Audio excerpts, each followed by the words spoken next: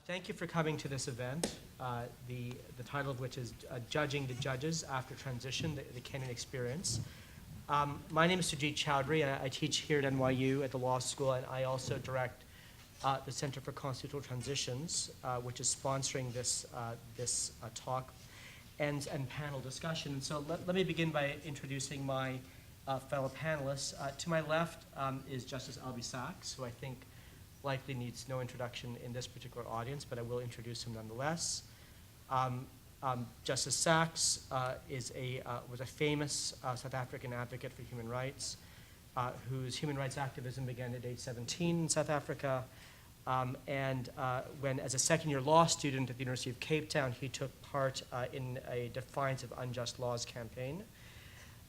He then attended the Congress of the People at Kliptown, where the Freedom Charter was adopted, a precursor in many ways to the 1993 South African Constitution.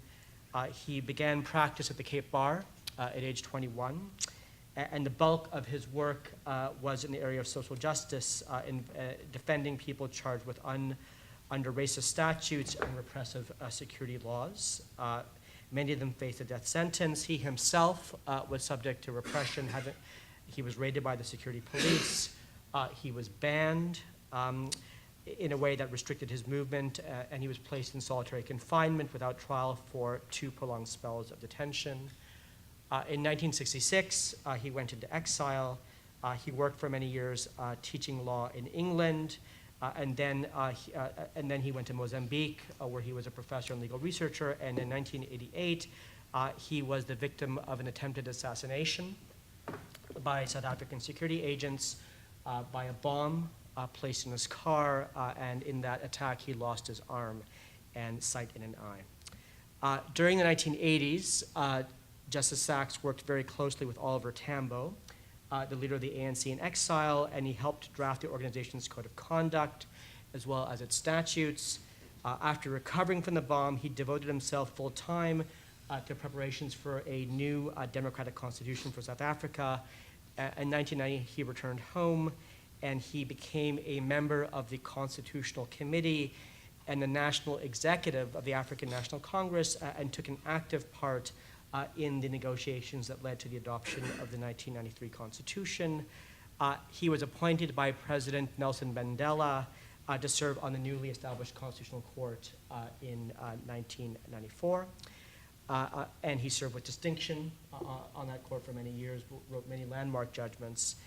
And then since stepping down from the court, he has traveled to many countries and been involved extensively internationally, both in a sense promoting and educating colleagues around the world about the South African constitutional experience, the rule of law, human rights, and also through work as an eminent member of the judicial community, and the type of work that he's engaged in Kenya, of course, is part of that. So it's wonderful to have Albie back to the law school. To my right is my colleague, Barry Friedman, who is a Jacob Fuchsberg Professor of Law, also here at NYU, and he has been teaching, litigating, and writing about constitutional law and constitutional issues more generally for a quarter century. And he is a very prominent authority on the courts and the Constitution. He writes and teaches in the area of constitutional law, federal court jurisdiction, criminal procedure, and policing. And his work is very interdisciplinary. He is the author, as many of you will know, of the book, The Will of the People, How Public Opinion Influenced the Supreme Court and Shaped the Meaning of the Constitution, and also on open books succeeding on exams from the first day of law school. And he is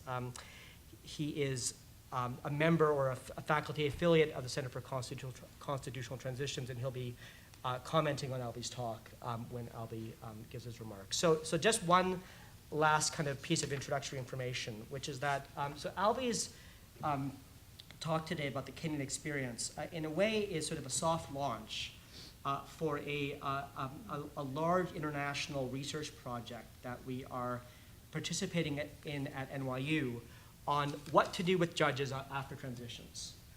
And political transitions, which, as we'll discuss in the panel discussion after Albie's talk, is not a problem confined to Kenya. It's sort of a pervasive problem in many transitional democracies. And this is a project that we are working on with the Bingham Center for the Rule of Law, which is being directed by Jeffrey Jowl. And so Albie's talk is an opportunity, I think, for us to reflect more broadly on the sorts of problems that Albie is going to be discussing in the Kenyan context. We're very fortunate to have him here.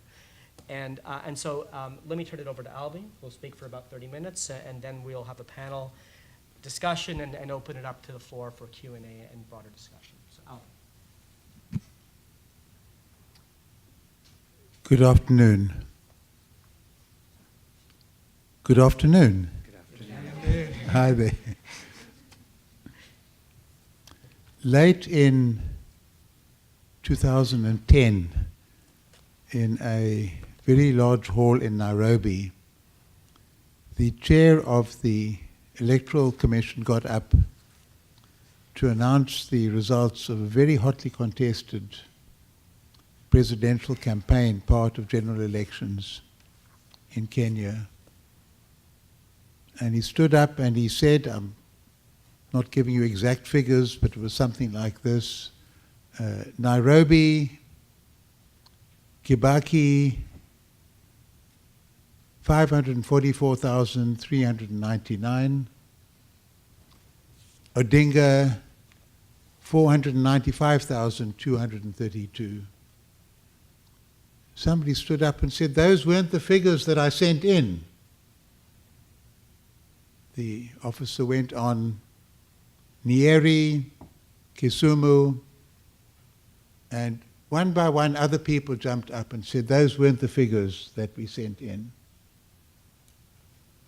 My informant told me that we saw, the way she put it, we saw the elections being stolen on television. The next day, a final tally was announced, and in the evening, without any of the ordinary ceremonies and people attending and the fanfare, almost in secret, the winner declared by the head of the election agency was sworn in. There was mayhem after that. People went out into the streets. Members of one party started attacking members of another party. It extended beyond that. Overwhelmingly, Kibaki, who'd been appointed as president, got support, huge support from the Kikuyu-speaking people in the whole of the central part of Kenya.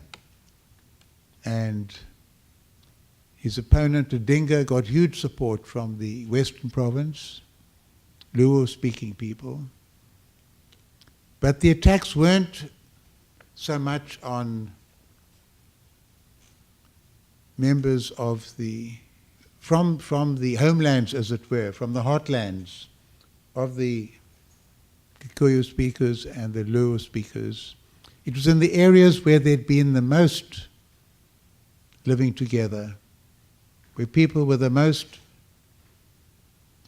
interactive, mixed up, living cheek by jowl. And that's where the most vicious attacks took place. And it went on for days. And gangs roamed with pangas, and they burnt down houses, chopped up people, and at the end of this terrible, terrible period, over 1,000 people lay dead. And 500,000 were displaced from their homes. It was a huge shock to Kenya, to Africa, to the world. And the question was asked, but if you saw the elections being stolen on TV and you had slam dunk evidence, why didn't you go to court? Kenya has a judiciary that has buildings, very erudite judges. Why didn't you go to them? And the opposition party that claimed that the elections had been stolen from them said it would have been a total waste of time. No matter how powerful the evidence, how compelling, the judges would have found a way to twist the facts, to twist the law, and to ensure that Kibaki was confirmed as president. The country was in shock. Many people went there to try to find a way forward, a way out of this, and eventually Kofi Annan turned out to be possibly the most successful, and some kind of truce was agreed upon, a compact, an agreement, an understanding was achieved. The Odinga party accepted the notion that half a loaf was better than no bread. It was called the half a loaf solution. And that there would be a government with Kibaki as president, Odinga as prime minister, sharing out seats, and a period for finally drafting a new constitution. I remember saying in Kenya, getting a constitution is very difficult. We spent 6 years on our constitution with breakdowns and rolling mass action and massacres. It wasn't just the wise de Klerk getting together with the wonderful Mandela. It was a very, very rough process, and it took us 6 years. And my Kenyan friend said it took us 20 years. 20 years to get from the one-party state to multi-party democracy, and ups and downs, but lots of downs over many decades. And eventually a new constitution was drafted as Yash Gai, one of the most prominent constitutionalists in Kenya, put it at the induction of the new Supreme Court that I was able to attend. He said normally in many countries it's the political elite who draft a constitution and they put it to the people. He said in Kenya it was the people and community and social organizations that forced the constitution on the political elite. The advantage of that is the constitution is deeply entrenched, it has huge meaning to the people of Kenya generally. The disadvantage is it was left to the political elite to enforce a constitution that they were not enthusiastic about.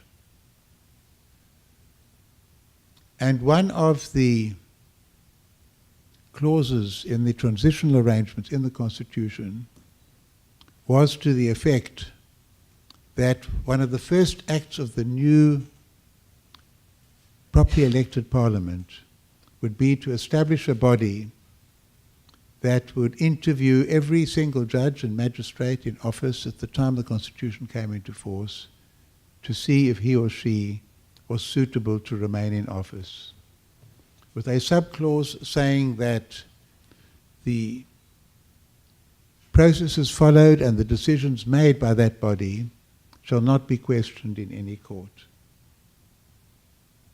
So that's the prologue, if you like, to the presentation I'm going to make. Now I'm going to bring myself into the picture. What's a nice guy like me doing involved in a project like that? And it all starts with the fairly higher position I had in the ICC. You all know the ICC? Do any of you know the ICC? I'm referring to the International Cricket Council. And I was on the Appeals Commission to hear appeals by cricketers who had been fined or suspended from playing cricket for longer or shorter period of time because of some violation of the cricketing code of conduct. And possibly the biggest case that I had to deal with, I was a member of a tribunal, and the tribunal was investigating claims that 3 prominent Pakistani cricketers in the international team had conducted themselves in a way that it's almost impossible to convey to Americans who are not familiar with cricket, but I think you do understand the word fixing. Fixing a game through very deliberate actions at particular times in the game to prove to the News of the World reporter pretending to be a South Asian negotiator for a big betting syndicate, to prove to him that they were honest crooks, and if he paid them a big sum of money, they could be relied upon to deliver the goods. And so they were going to deliberately bowl what are called no balls in cricket in the fifth ball of the second over and the sixth ball of the seventh over at fixed times. And they would do something that would be noticeable just to prove that the man negotiating on their behalf had them under his control and they would deliver the goods. We spent a week on that inquiry. We eventually found the cricketers guilty, and in terms of the code, they were suspended from playing for 5 years, which was the minimum sentence, which for young cricketers, in effect, was to knock them out, more or less knock them out of the game.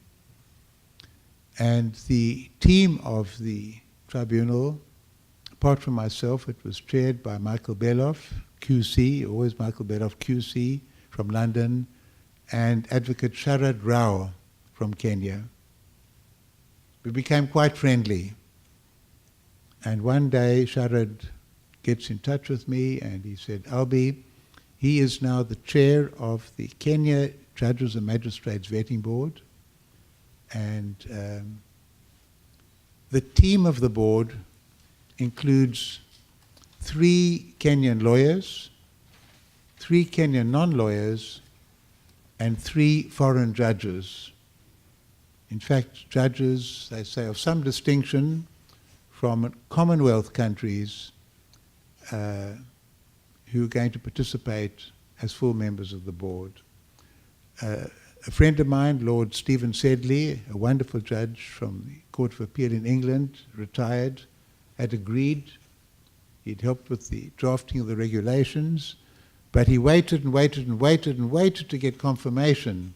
It didn't come, so he took up a wonderful position at Oxford that would enable him to write a book on public law, and he dropped out, and now was I willing to, at fairly short notice, to step in, and I said yes. I'd had some contact with Kenya and the judiciary, having been invited about 10 years before that to attend a meeting in which a number of judges and others were considering the establishment of a Truth and Reconciliation Commission in Kenya, and they wanted to hear about South African experience. And I remember sitting in a room about the size of this room, fairly full of judges, mainly almost all men, in dark, somber suits, and there was one person sitting in the front row wearing a T-shirt. And the T-shirt read, "Why hire a judge? Why hire a lawyer when you can bribe a judge?" It's quite a cheeky T-shirt to have. And I might say I bought a copy, one afterwards. I don't wear it very often. And he explained to me afterwards why that NGO was set up. And he said he had a friend who had handled a case in the High Court, ordinary civil case, nothing political. He won the case. He was feeling very pleased. He walks out afterwards and he hears doof, doof, doof, doof behind him. He turns round and there's the judge running after him. And the judge says, more or less, the Kenyan equivalent, "My good man, why did you go to a lawyer? You should have come straight to me." And that became the basis of why hire a lawyer when you can bribe a judge. So I'd had some indication of the seriousness in Kenya. And I'd heard about what was called the radical surgery in that period, about 7 or 8 years before these elections, in which an authority had been established that published a list of names of judges who were alleged to have taken bribes. Heavy pressure was put on them, and something like half of the judiciary, maybe even more, felt themselves compelled to resign.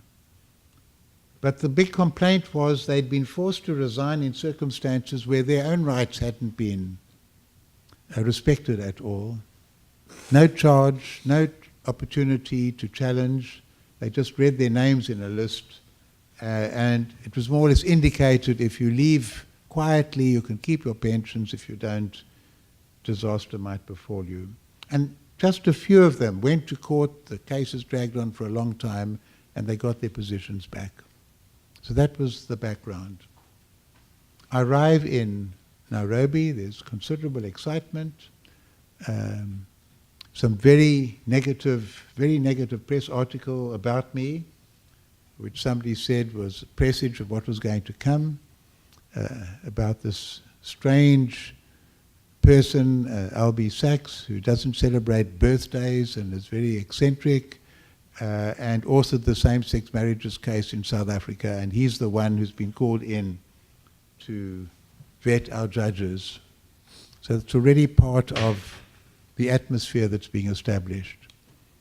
In any event, we get going. I read the Constitution, I read the statutes, and it turns out that the general population in Kenya was absolutely furious, livid with the judges, in some ways more angry with them than with all the other people they felt were failing, because you feel you expect something different. You know that politicians can be crooked. You know that people run for office and bend the rules all the time, but you expect the judges to hold out, the judges to stand for something that's a little bit different. And so there was a very powerful move to get rid of all of them and only allow people to come back applying one by one. But that was felt to be too drastic. You need something to enable the transition, the courts to be functioning. And extensive meetings were held with the Kenya Magistrates and Judges Association, and a compromise solution was worked out. The compromise solution was to have a vetting board rather than a clean sweep and reapplication. And included in the statute that Parliament adopted were provisions which the judges' organization asked for. One is that the principles of natural justice should be applied. It wouldn't be like the radical surgery.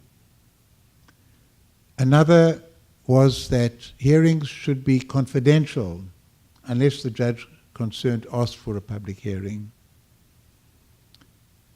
A third was that there should be a limited form of internal review. So although no court could question the decision, no court would do that, there could be review on the basis of new evidence that couldn't have been found at the time of the hearing coming to light, or a patent error on the record. And there was precedent for that limited review in Kenya for that.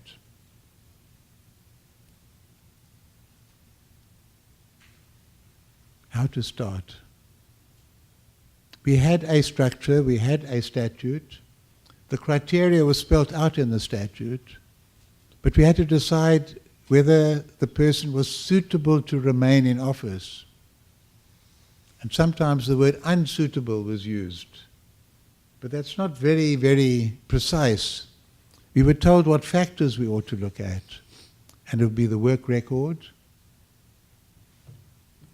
And we had to take account of, and it's spelt out quite extensively, factors like integrity. And then that was, sub-categories of integrity were spelled out.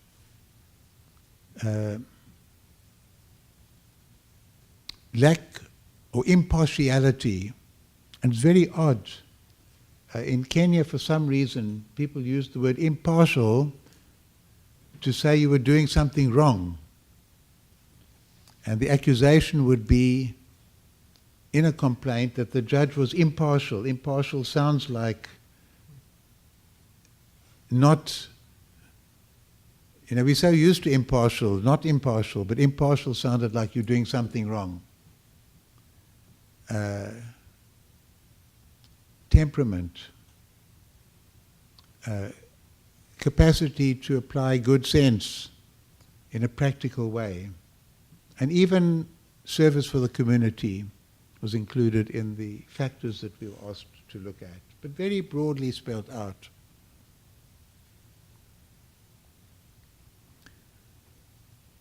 The panel of 9, the statute said, could function in terms of panels of 3. That's the board of 9. 1 foreign judge, 1 Kenyan judge, 1 Kenyan lawyer, 1 Kenyan non-lawyer. But we decided early on it would be very dangerous to start in panels of 3. We were so diverse in life experience, in background. There was no precedent we could work with. We had to establish a modality. And I know in my own case, I was very worried that the outcome would be hugely dependent on which 3 people you got. I think at one stage I was seen as the bête noire.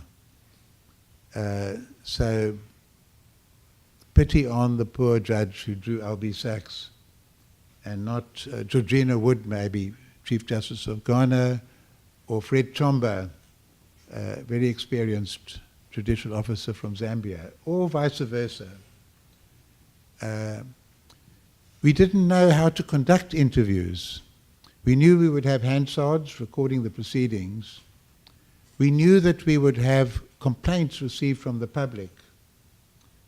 But complaints were not like charges and indictment. They would be filtered by assisting counsel that we had, by a panel of our team, and decide these are specific complaints that we would ask the judges to deal with in their responses, and they gave their responses. The judges were also asked, in addition to responding to complaints from the public, to give a wealth declaration, quite extensive. And finally, they were asked to submit, in addition to filling in a very extensive questionnaire, they were asked to send in 4 judgments which they felt, 4 opinions you would say here, they'd written which they felt gave a good indication of the work that they'd done. So we had a huge pile of material to go through in each case, but how to function. And I can still remember the very first judge who came, and we had to work from the top down. The senior judge in the Court of Appeal that had been in the final court, Justice Omolo, big person, he was actually literally physically shaking. It was worrying. And I remember the first question I put to him, I'm not giving away anything deeply confidential. I said, Justice Omolo, I don't know whose heart is beating faster, yours or mine. And I've been sitting on the bench for a long time, but I'd never been judging judges. It's a whole new experience. And I found it emotionally quite difficult, intellectually very, very challenging, and grueling in many ways. Typically, an interview would last 5 or 6 hours.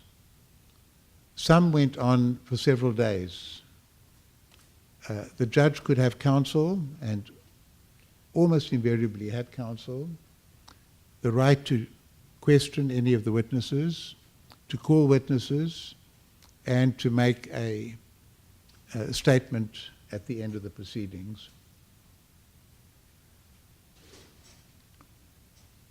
Now let me mention some of the problems that we had. The one was that we had a fairly tight time limit. That's in the nature of transitional arrangements. You have to get through quickly to be transitional. On the other hand, we had to respect natural justice and be fair. But we couldn't have a full proceeding dragging on for days, like O.J. Simpson trial. It just couldn't be like that. How to get that balance right was a central core problem that we had. Secondly, we were obliged to have proceedings in camera, confidential, but everybody was dying to know what's going on. And one of the problems about the judiciary was sometimes they would function at night, far away. People didn't know what was happening. So transparency became part of the very project that we're aiming, the values we're trying to maintain, and yet people don't know what's happening. How could we deal with that? The Constitution seemed very clear. No court challenges at all. There were court challenges. And some of the judges found ways round what seemed to be very, very clear language that no decision or process shall be questioned. And they said the other provisions in the Constitution granting certain rights, why should judges be deprived of their rights? And on a couple of occasions, we were actually stayed by the courts. It was very frustrating, short time limit. And the judges who sometimes themselves were facing being vetted were stopping us from carrying on with the vetting process. And there are articles in the press all the time speaking about kangaroo courts, kangaroo provisions and so on, very, very hurtful, suggesting we're taking money, and it's a country of intrigue and rumor, and nothing in Kenya is taken, or what used to be taken, at face value. So it's not a nice, clean, comfortable context in which to operate, where you just get on with your job and the results come out, and some people are unhappy with the results, but they think maybe we're a bit stupid, or we lent too much this way or that way. People are challenging the very process all the time, one way and another, inside the courts and outside the courts. So let me give you some of the outcomes. We decided 4 out of the top 9 judges, who'd been the 9 judges in the Court of Appeal, that was the final court until constitutional amendments came in, were unsuitable. And the first was Justice Omolo. And I think he was taken aback, and it comes through in his review application afterwards. So again, I'm not giving away anything that was confidential. Expecting to be challenged simply on the basis of taking money, there were no serious allegations of that. But he was challenged on his work record, and in particular we were able to pick up on questions put to him at an interview before the Judicial Service Commission, where he stood to be the Chief Justice, a new post created as head of the newly established Supreme Court. And one of the representatives of the legal profession tore into him and asked him to explain decisions that he'd given in an election matter that had been heard about 20 years before. And we investigated that case. We got the opinion that he'd written. So there was no challenging, no questions of fact. And the issue was as follows. A bitterly contested first-time multi-party elections since the one-party state had been established. President Moi was declared to be the winner. Matiba, who'd had huge meetings, very, very popular, challenged the results and said there had been blatant faking, rigging of the elections. He went to the election court that had been properly established, 3 judges from the High Court, and they said, we will hear the matter. But before they could hear the matter, there was an appeal from the election court to the Court of Appeal. Now that was in spite of a statute that said election matters cannot be taken on appeal to the Court of Appeal. Very clear, a statute that had been recently passed to prevent exactly this kind of thing from happening and to prevent candidates and winners from spinning out the appeal process for years until the next elections came on. That was being done frequently in Kenya. The Court of Appeal said, but we are not considering the election matter. We're only considering whether or not the petition was validly submitted. And the election law says an election petition shall be signed by the petitioner personally. Matiba had been locked up in prison. He had had a stroke. Some people felt he'd been poisoned. He was paralyzed. And he gave a power of attorney to his wife to sign the petition. And she signed the petition. I could hardly believe my eyes that the Court of Appeal can get round a clear prohibition on hearing appeals in matters like this, taking an ultra-technical point like that, and saying that in those circumstances it wasn't signed personally by him. To me, that was astonishing. The matter didn't stop there. So what they said was, we are not looking at the election matter, we're looking at a procedural point. Then looking at the procedural point, they went into the substance of the complaint, not the jurisdictional matter, and they held unanimously that shall be signed by the petitioner means shall be signed personally, and therefore the petition was out of court, and therefore now the time period had elapsed for making the application, and there could be no challenge.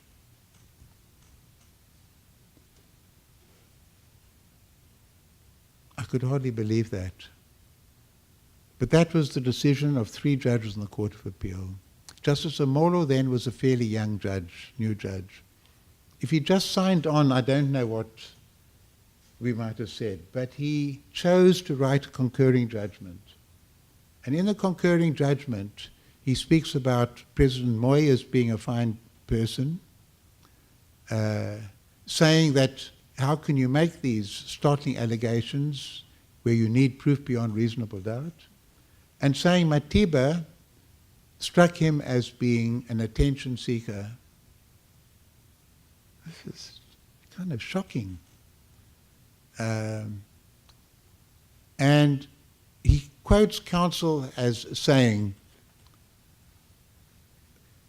what would you do if a double amputee stood for election? And he said, what right would a double amputee have standing for election? Now, do you think somebody giving a judgment like that is suitable to remain on the bench? And it didn't stay there, because there were cases, 3 or 4 or 5 cases after that, all of them doing the same thing. It's granting impunity to those in power, twisting the law in ways that go well beyond simply being pro-executive, anti-executive, pro-Republican, anti-Republican, for Bush, against Bush. It's a gross, gross, gross manipulation of the law. And the consequences were terrible, because the next time elections came, people said it's a waste of time going to court. I'll just very quickly run through some of the others. The next one was Bosiri, who had been in charge of the Goldenberg Inquiry, Commission of Inquiry into the looting of 5.8 billion Kenyan shillings, which would have been hundreds of thousands of US dollars, by top officials, government officials, the whole country knew about. And he had the Commission of Inquiry, and he said there was lots of evidence against a whole range of government officials, but he didn't call them. And he claimed, when we asked him, why didn't you call them, he said, I didn't have the power to do it, but he did have the power. The power was in the statute. What kind of judge is this? Doesn't even understand his own powers. Impunity, impunity, impunity. The next judge, who was also found unsuitable, went the other way. Instead of relying on pure technicalities, he used the Bill of Rights to defend the fundamental rights of one of the persons named in the Goldenberg inquiry as one of the highly likely probable thieves being put on trial, and he gave a permanent stay of prosecution against this person being, Saitoti was his name, being put on trial, quoting the Bill of Rights and saying he wouldn't get a fair trial, and quashing passages that were in the Commission of Inquiry report, which I've also never come across anywhere. You can challenge the procedure and say the procedure wasn't right. I've never heard of challenging actually the accuracy of findings in the Commission of Inquiry report. And he didn't do it just once, but 3, 4, 5 times, and he was called the gatekeeper, who would be appointed by the then Chief Justice in all these sensitive cases. And this is what brought the judiciary into grave disrepute. We got almost no evidence of bribery. People didn't come forward and say, as a patriotic Kenyan, I think it's my duty to say I bribed the judge. I'm willing to go to jail for the sake of the nation and to have the decision in favor of my client set aside.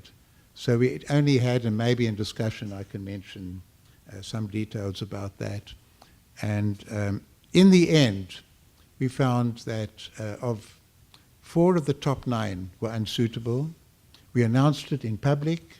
We gave reasons as fully as we could, redacting some names and details. That was the way of combining transparency with confidentiality. And there was jubilation at that stage. But somehow, as more and more people were found unsuitable, it would be a member of someone's church or faith community, or someone they knew, or maybe the tribal group, and there were different alliances of people now complaining about the work that we were doing. And the court was stopping us from time to time as well. Final outcome, the proof of the pudding is in the eating. Elections were held on the 4th of March this year. That's last month. And great tension and uncertainty in the country. Uhuru Kenyatta got 50, it was almost like 50% plus 1. It was plus a couple of thousand. That pushed him over the threshold for being automatically made president without a runoff. What's going to happen? And half the population of Kenya feeling robbed, that he had money, he had the name, he'd grabbed a lot of land, his family had grabbed a lot of land, and now he's sailing in. Would there be a repeat? And Odinga, who's been waiting so patiently, who'd been in jail himself, who'd been trying for years to get transformation in Kenya, went to court. He went to the Supreme Court. He lost the case. He said he accepts the results of the case. My own view is that Odinga might emerge as the great winner of the whole process, as the first prominent Kenyan political person to truly accept constitutionalism. And if that is the outcome, and hopefully it holds, and if the new president respects what's involved and doesn't use his position as president under a new constitution that limits him much, much more than previous presidents found themselves in, then the country really might prosper. Then some of the worst features, the assassinations, the thievery, the nepotism, the tribalism entering into everything, might become something of the past. It was an extraordinary experience for me, a very testing one, a very, very grueling one. This is just a fun holiday for me, giving lectures just about every day in the USA. But I think the Kenyan model, and we've written it up quite extensively, and hopefully the publication will come out quite soon, will become the starting off point for any courses that you might offer and for any other countries that might be envisaging similar processes. Thank you.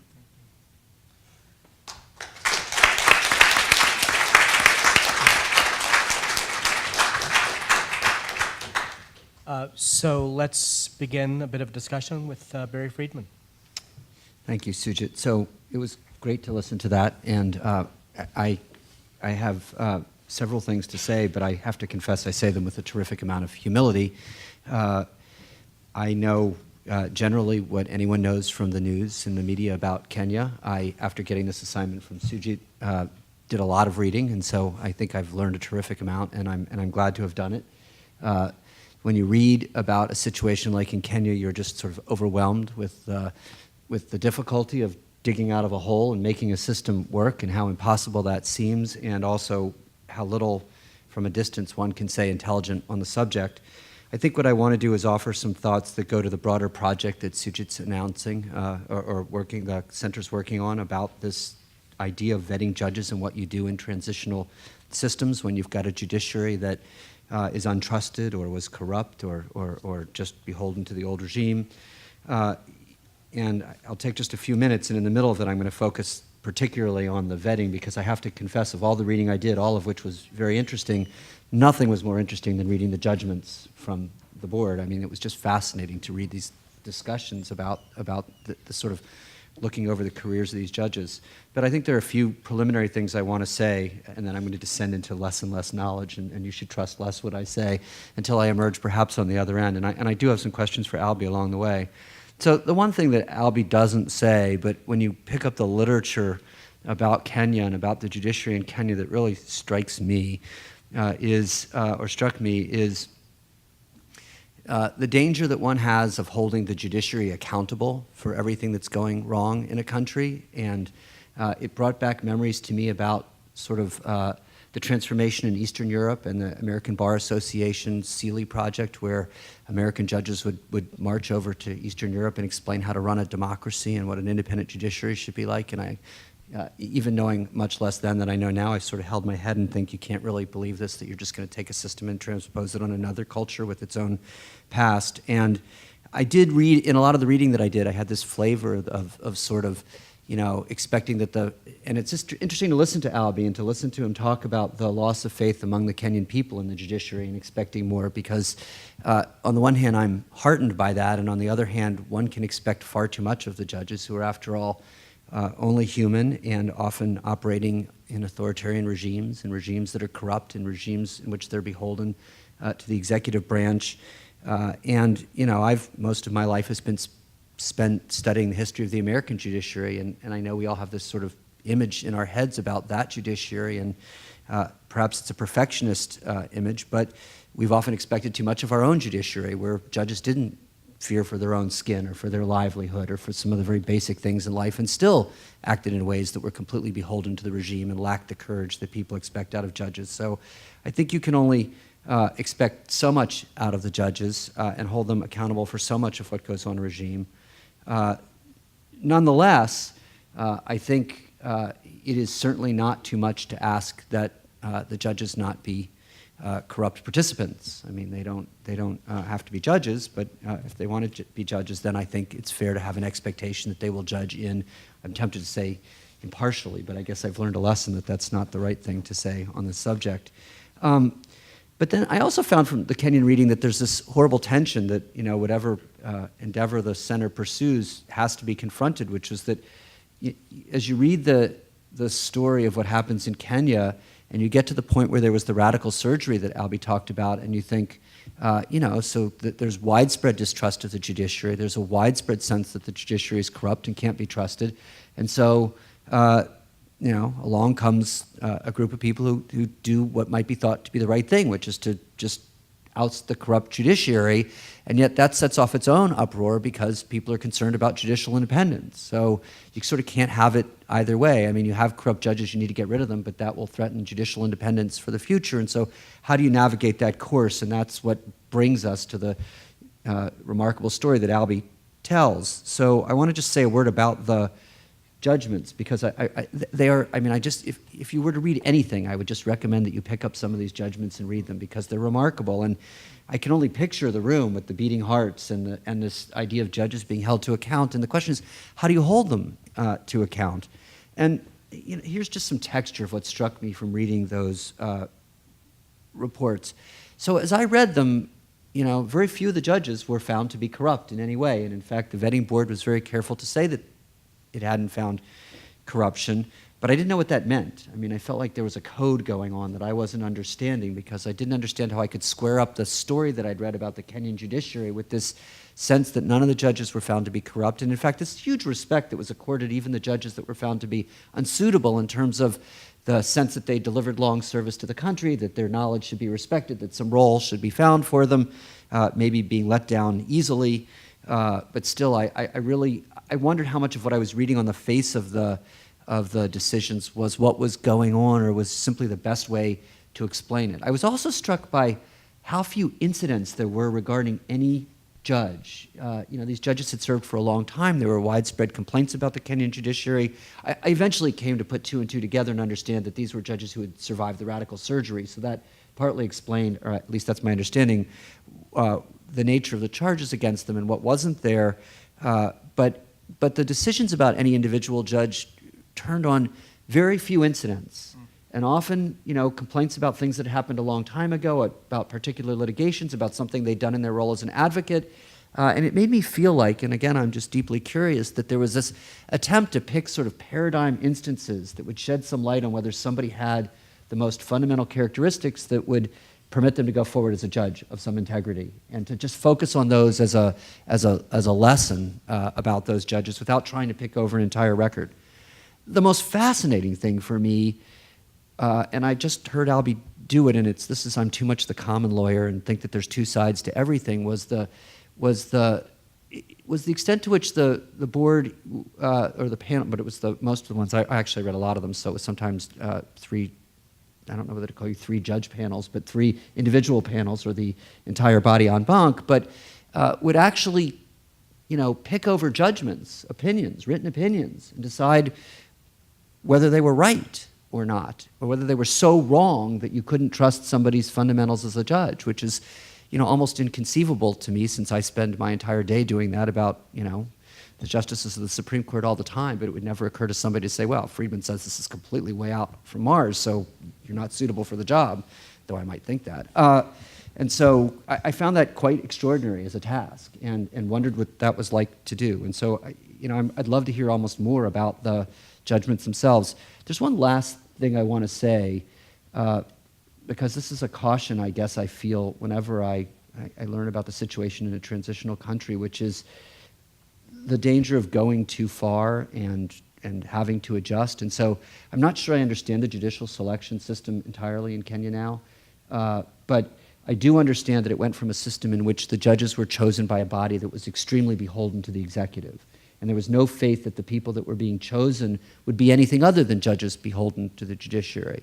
And it might have then evolved to, and here's where I'm unclear, a system in which, I know it was proposed, but I'm just not sure where it landed, the judiciary is perpetuating itself, which is true in any number of countries. And I particularly believe that's a terrible system, particularly for constitutional judges, for judges that are going to be operating in a constitutional framework rather than just deciding specific cases without constitutional inquiry. It's tricky to know what to do about that, because it seems in the first instance like the safest thing you can do about protecting the judiciary, but I'm not sure in the long run it's the right one. So, collection of thoughts. So let me just add a few more thoughts for Albie, and also for more general discussion. And the Kenyan story is completely fascinating, and I think the fascination turns in large part for me on what was at stake in the vetting process. And so, there's an interesting, I think, ambiguity over what motivated this process, at least from my perspective. And so, so Albie, when he opened up his remarks and talked about the very preliminary stages of this process, he mentioned corruption, he mentioned bribery, he talked about crooked judges. And so really the vetting process was kind of an anti-corruption measure. That's one way to understand this. But another way to understand these vetting processes is as a technique to get at the problem of a partisan or partial judiciary in the context of a constitutional transition, which is a slightly different problem.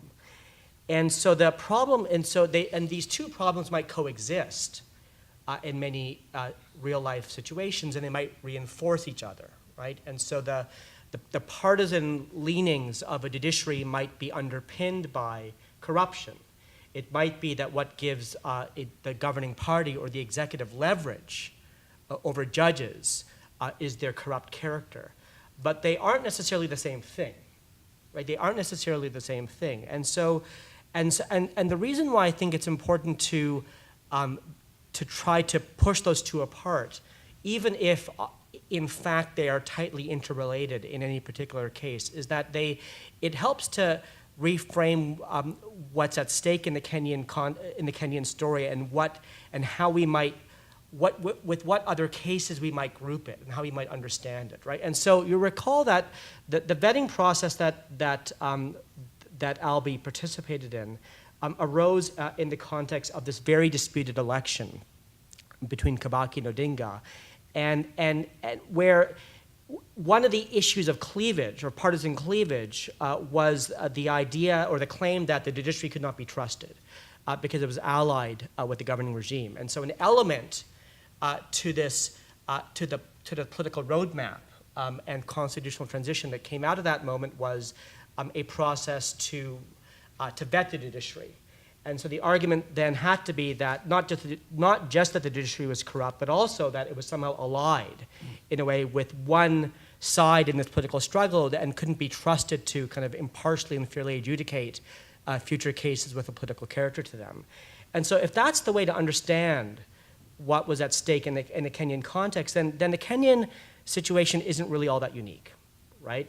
It's sort of a more, it's an instance and a very high profile and recent example of a much more general phenomenon of what to do when you have a constitutional transition of some sort and you have an old guard judiciary who is in some way identified with the old regime and the old constitutional order. And you have kind of a rule of law dilemma, right? And the dilemma is this. On the one hand, if you kind of engage in radical surgery and get rid of the judges, that might be the best way to ensure the success of the new regime, to ensure that the regime takes. Because if you don't do that, the judges might undermine the regime from within.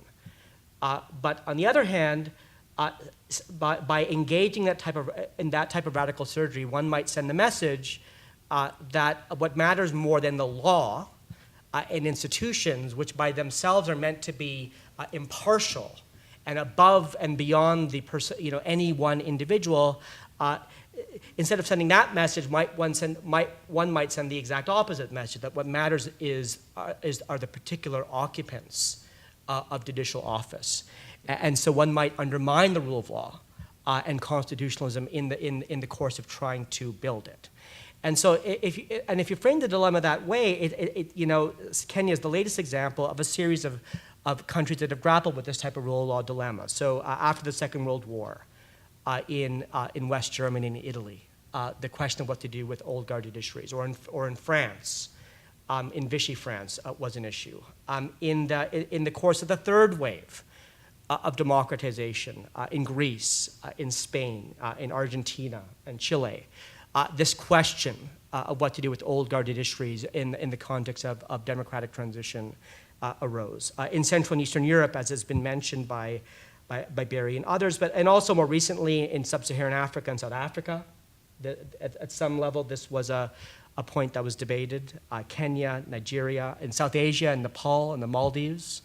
What to do with existing judiciaries has been debated. And of course, in the Middle East right now, in Egypt, Tunisia, Libya, and in other transitional states, the question of what to do with judiciaries that were allied in some way with the old guard regime was kind of is very much a live issue. And so I think the benefit of placing the Kenyan case in a broader comparative context is the following: that if one looks at those other jurisdictions that have grappled with a similar issue, there's a broad menu of policy options that have been deployed by actors, not in any kind of systematic or way that is kind of organized in a policy framework, but is nonetheless interesting. And so vetting is one example that Albie talks about, but you can imagine others, right? So purges and dismissal, and then kind of lifetime bans on holding judicial office, a vetting process like in Kenya, reapplication processes where old judges compete with new judges, truth commissions to investigate abuses, the establishment of new constitutional courts to oversee existing judiciaries, and then in some jurisdictions the use of external judges, right?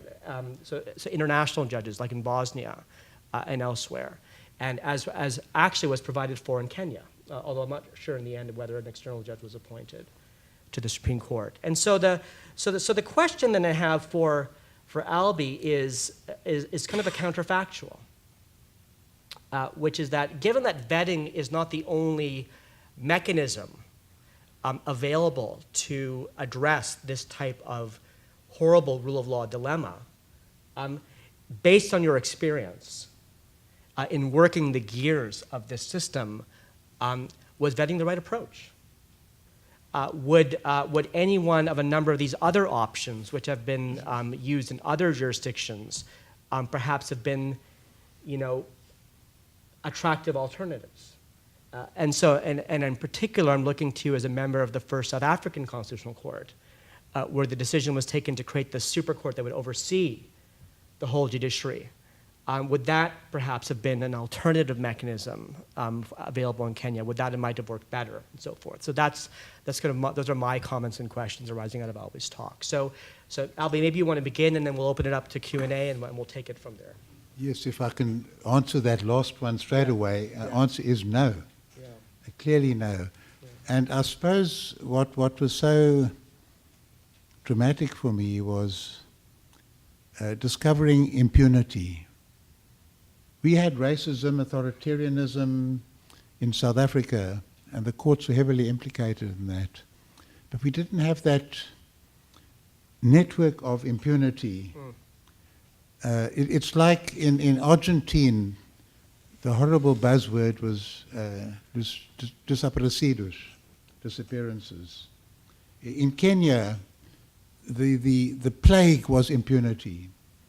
And impunity came from what Yash Ghai called the criminal state, where it's not a state that is penetrated by corruption, but the state, he said, in other parts of the world, a bourgeois class accumulating capital became quite powerful and then found the state useful for wars and colonial enterprises and so on, and captured the state. In Kenya, it was the other way around. People got into the state to accumulate.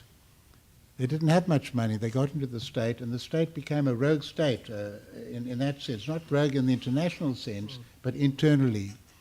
And that provided for a network of impunity.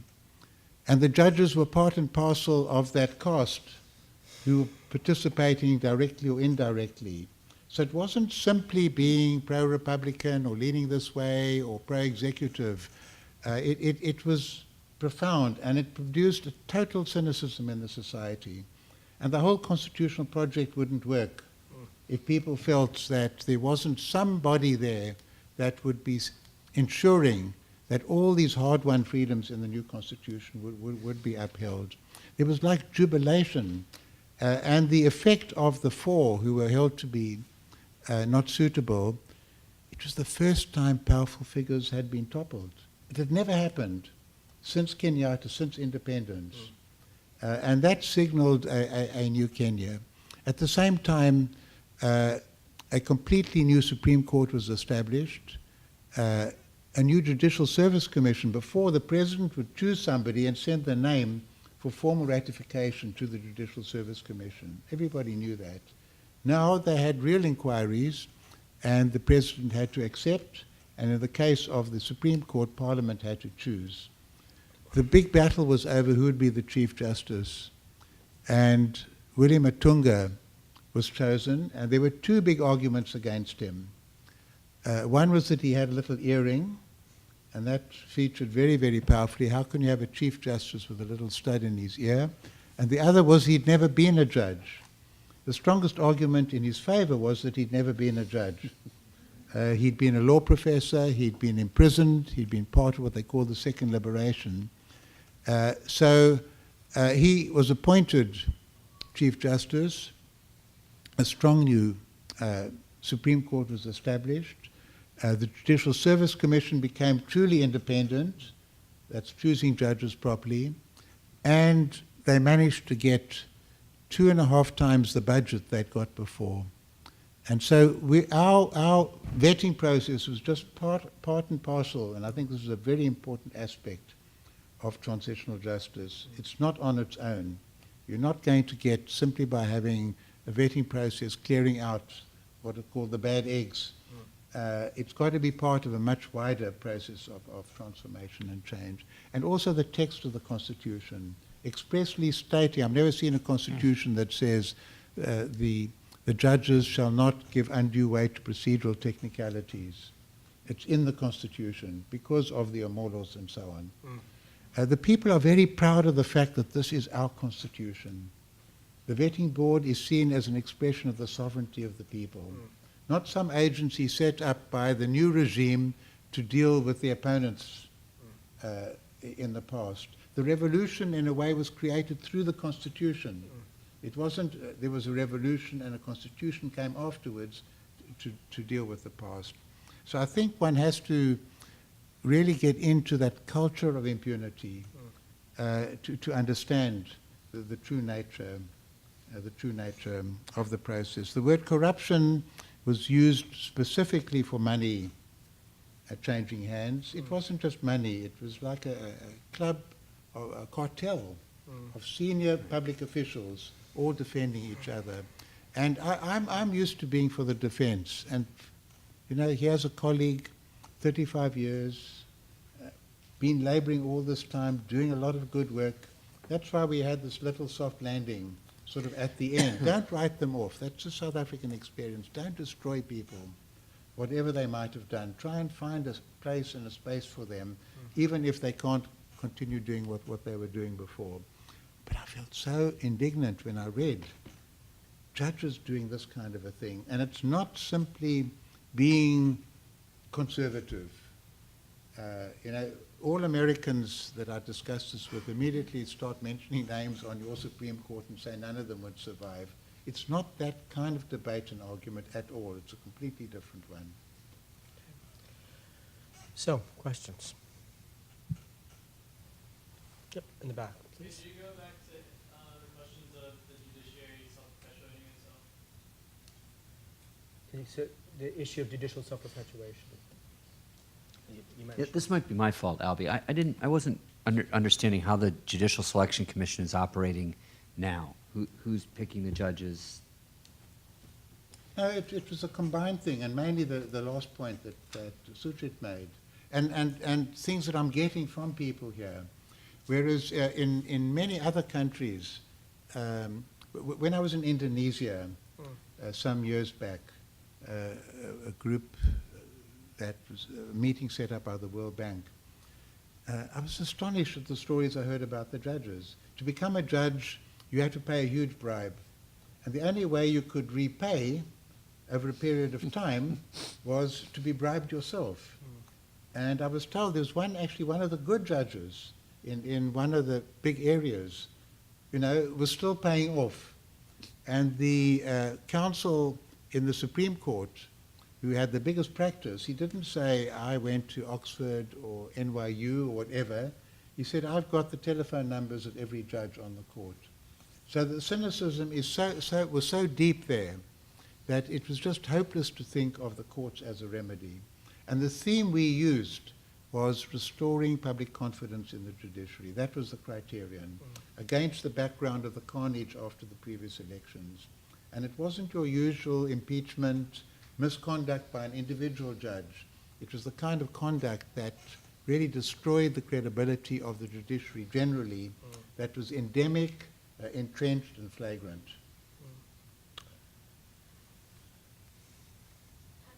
You alluded to how the Kenyan experience is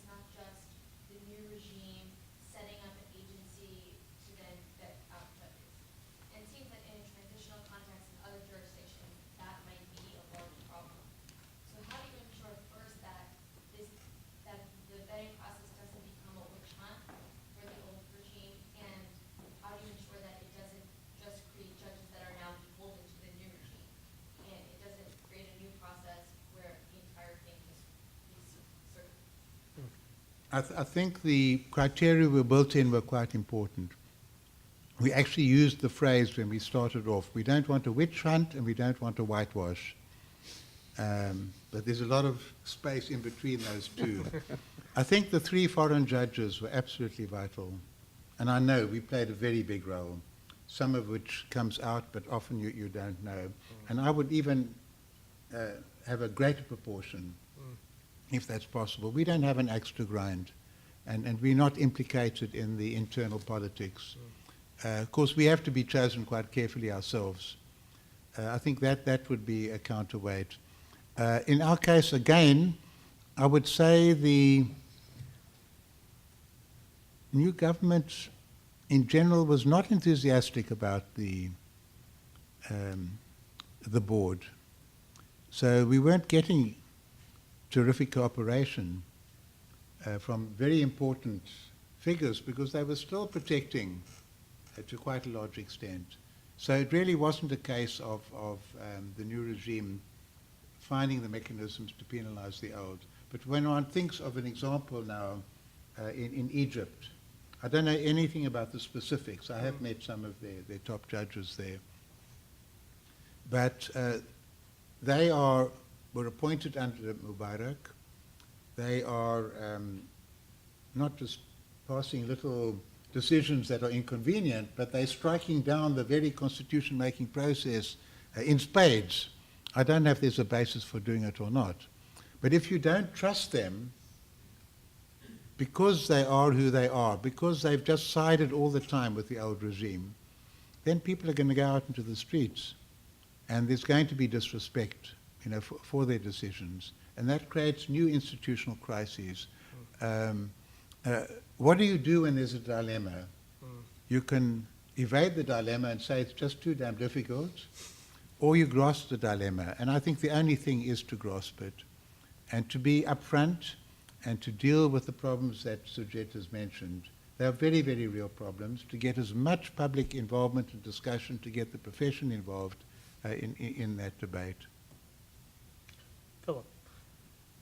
Just to one little point follow up on what you said. The radical surgery, in fact, failed partly because there were no foreigners involved in it, and those who were appointed then captured the process, and most of the judges who were actually dismissed were among the good ones, and those who were confirmed were among the most corrupt.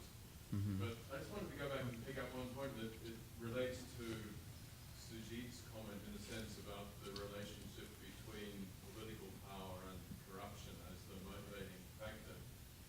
In fact, in Kenya, the impunity relied much more upon the prosecution than on the judges. So, for example, the Attorney General who was in office from 1991 and was under the then constitution appointed for life, which he insisted meant the term of his natural life rather than 70 or whatever, had failed to prosecute a single government minister in 19 years, despite the fact that Kenya has had more scandals than almost any other country at that level. So the serious cases weren't even getting to the courts. And it really was then corruption that was the most critical part of it. I had the great pleasure, this was bad conduct on my part, but I couldn't help myself, of having a 1-hour meeting with the Chief Justice, the previous Chief Justice. And we had a very rational discussion for 55 minutes.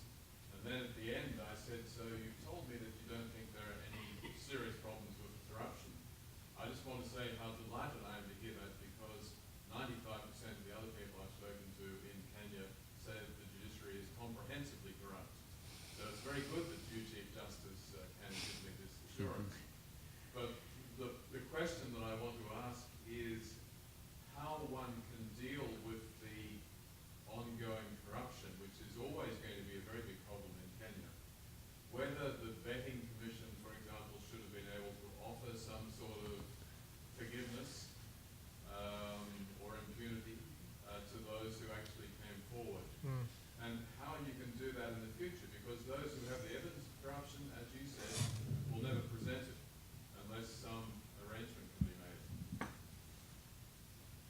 Can we maybe take Sure. other questions on? Sure. Justice Sachs, my name is Sherry Meyerhofer, and we met at Kathmandu about 3 or 4 years ago. Oh, okay. And at that time, I'm pretty sure I was employed by the Union Bar Association in partnership with the Nepal Bar Association. And I gave you a presentation or sort of a summary of what was happening and what was being proposed by the bar and other members of the legal profession with respect to what to do with the judiciary. And at that time, we would have told you that the bar and other players were in favor of reappointment. So there would be 2 processes. One would be reappointment. They would look at everyone who was sitting and do some kind of review and reappoint, and there would be the appointment of new judges to new courts. And that seemed to be fairly settled, as were all the issues of judiciary in Nepal at that time. But at the last minute, in May of 2012, when it became at the political level and deciding what would go forward if there was to be a constitution in that moment, which, as we all know, there wasn't. The political power, the elites, decided that there would be no reappointment vetting of any kind. It would all be those who were sitting would sit, and there would be no appointments. So my kind of question is what compelling argument can be made, to the elite in power? I mean, those, as you said, the ones you found unsuitable in Kenya were those who were granting impunity to those in power. But it's those who are in power at the end of the day who are going to put in that new constitution, who are going to be deciding what goes into that new constitution, what kind of procedures are going to be in there. So what compelling argument can you give to those people to support some kind of process, be it vetting in the matter in Kenya, or even a review, or any of the other procedures that Sujit had mentioned? And why don't we take one more, sir? You indicated a certain amount of optimism about the rule of law after the guy decided to rule in the Supreme Court after the last election. I wonder what your thoughts are. We also met a few months ago in Nairobi last summer, and one of the issues that seems to be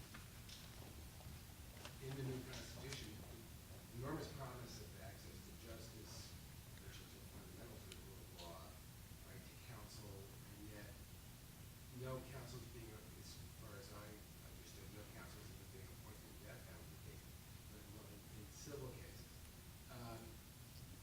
Given the kind of current dynamic, what do you think of the prospects of actually realizing the potential of what seems to be a wonderful constitution in paper, but not a whole lot going on the ground to implement it?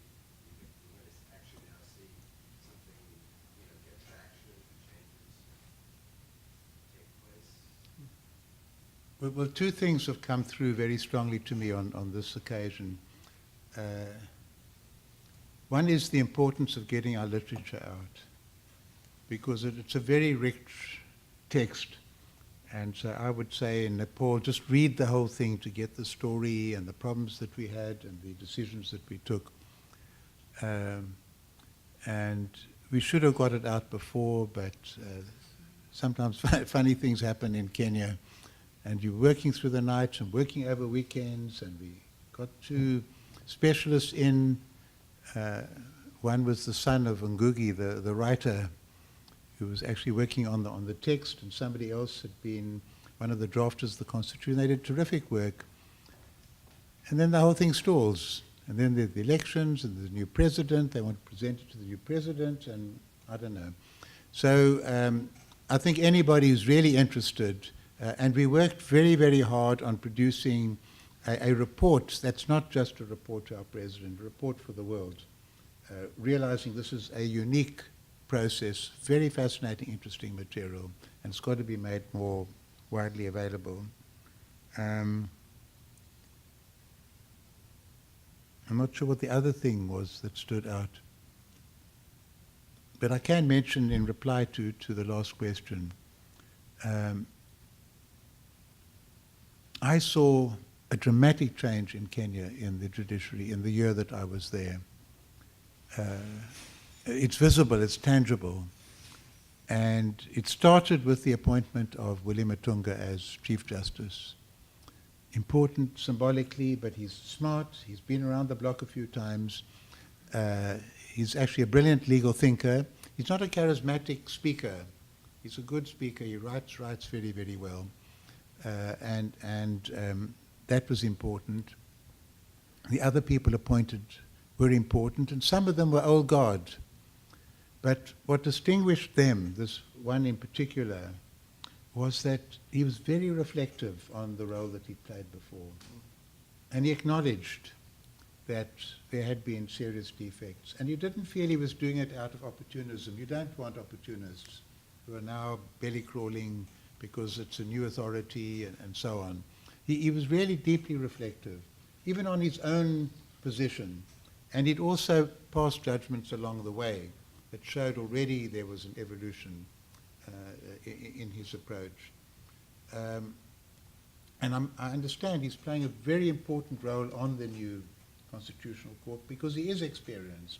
So he can help Willie, who was never on the court but has a freshness and a clarity and a principled approach, with the technical things about how you write a judgment and how you deal with arguments and so on. And I think that's working quite well. The other thing is that there's a brilliant new registrar, Gladys Bosch-Cholet, who doesn't get all that amount of credit, but she's in charge of the administration of the courts. And Napoleon said an army marches on its stomach. A judiciary, to some extent, marches on its resources. And part of the background to the corruption, the miserable salaries, the horrible conditions in which people work, the lack of morale generally. And the only thing you had was your mystique, your arrogance, your power, your authoritarian relationship with the people, and then the chance to make a lot of money on the side. And now it's changing. And some of the new young judges are doing terrific work. There was another Ngugi from Seattle writing, and he's now head of the Judicial Training Institute. I don't want to single out individuals, but I've just singled out one, David Majanja, who's doing a lot of work in the High Court. And it's a new kind of gatekeeping. Instead of putting the most corrupt people in charge, it's actually the most intelligent, the most persuasive, the most independent, the most honest.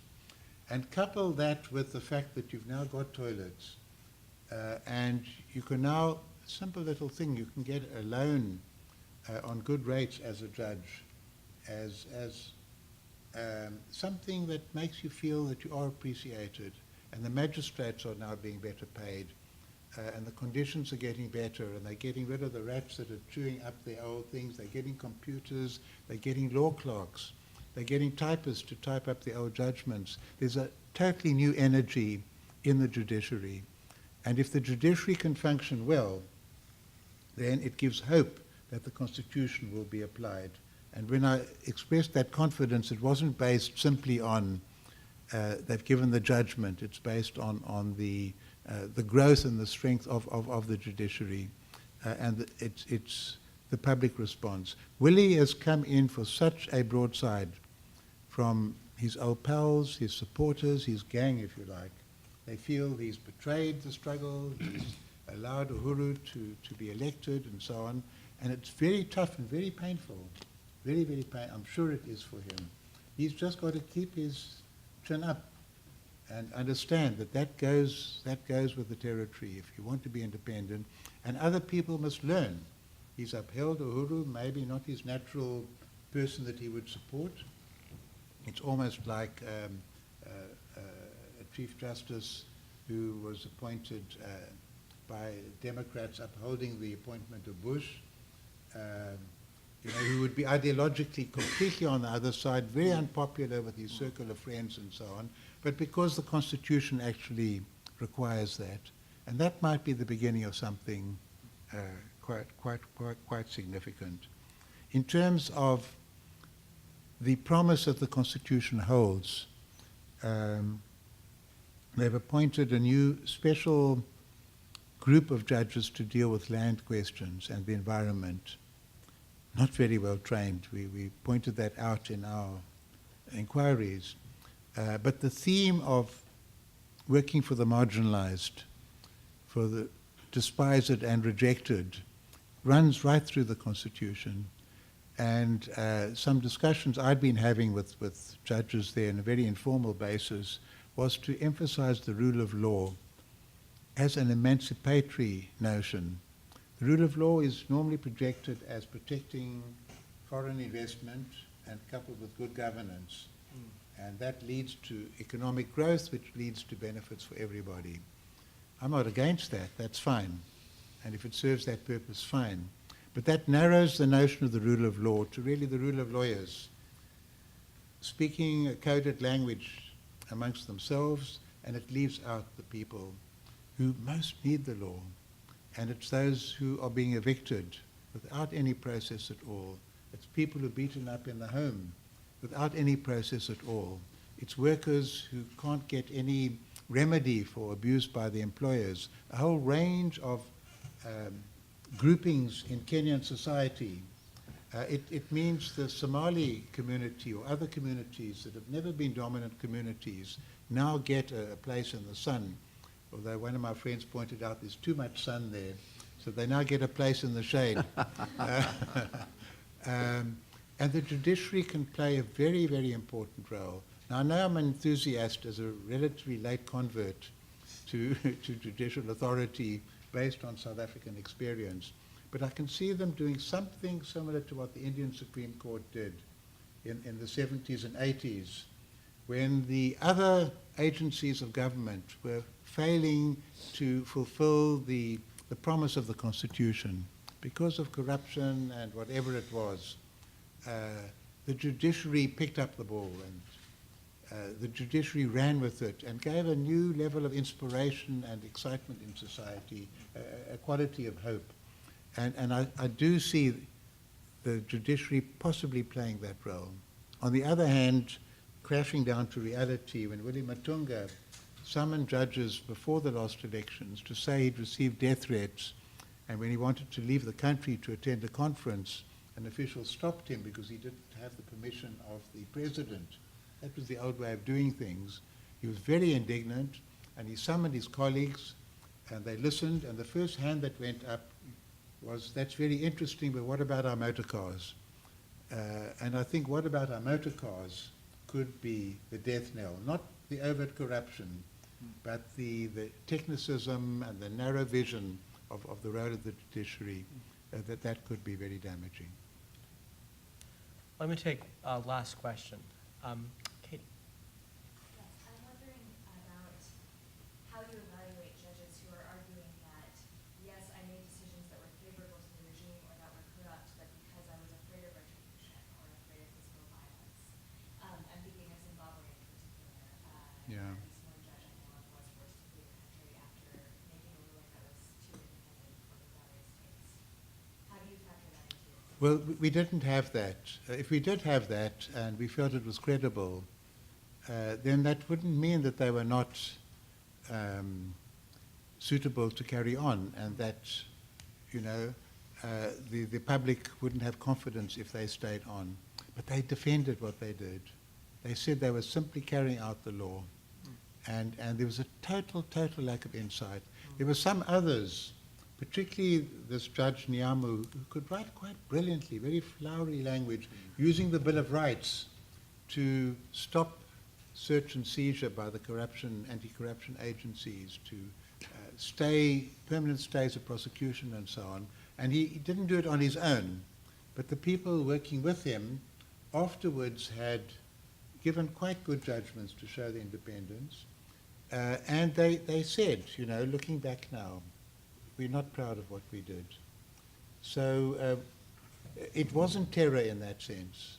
It wasn't terror. I would say, though, that you don't do something, you leave the bench. And people went to jail, people fought, people struggled for democracy, and they were respected for doing that. So it's not as though there was actually a pistol to your head. You know, duress is something that I think is the very, very, very last thing that a judge who's got, relatively speaking, more autonomy and more protection than anybody else can rely on. We did have one judge who said he signed a contract that gave him an important position in a company that got public property, very rich, important public property, because the person coming into his office had a gun sticking out of his back pocket. I didn't sit in on that case, but the feeling was from the board that it was highly unlikely that happened. And when the gun went out of his office and things were changing in Kenya, he could have repudiated the whole transaction. He didn't do that. That was the closest we got to the scenario that you're mentioning. Well, Albie, it's wonderful to have you back. You've been an old friend of mine for many years, and also you're an old friend of this law school. And we're very appreciative that you took the time to share your experiences and reflections with us on the Kenyan experience. Thank you so much.